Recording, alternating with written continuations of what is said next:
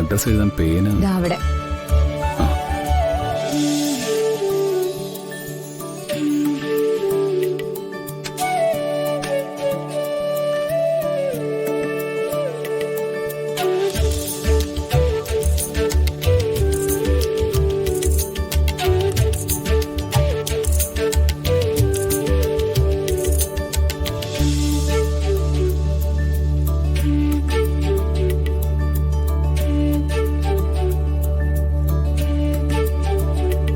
ഇതെന്ത് മര്യാദയാ?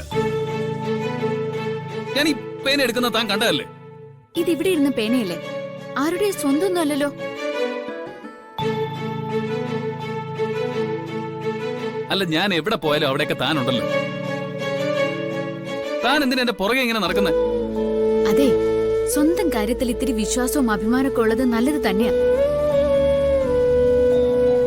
പക്ഷേ ലോകത്തിലുള്ള ആളുകൾ മുഴുവൻ അങ്ങേ നോക്കിയാണ് നടക്കുന്നതെന്ന് വിചാരിച്ചു പോവരുത്.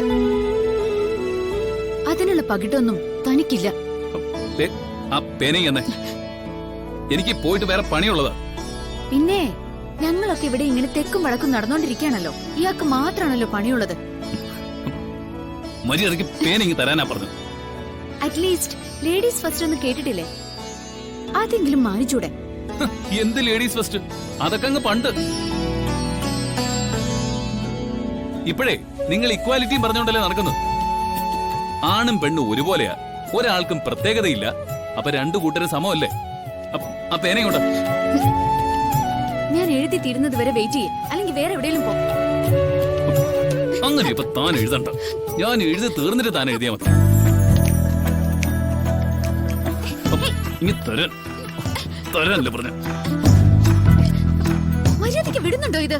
ഇത് വിടുന്ന പ്രശ്നമില്ല. എനിക്കൊന്നാമത് ഈ ജാട കാണിക്കുന്ന പെണ്ണുങ്ങളെ കണ്ണെടുത്താ കണ്ടുകൂടാ. ഓഹോ, പുരുഷന്മാർക്ക് ജാടയാവല്ലേ?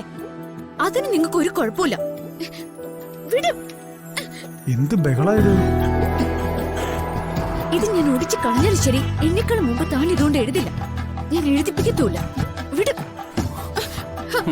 എന്തിനാ കുട്ടി ബഹളം വെക്കുന്നേ? പേന ഞാൻ തരാം.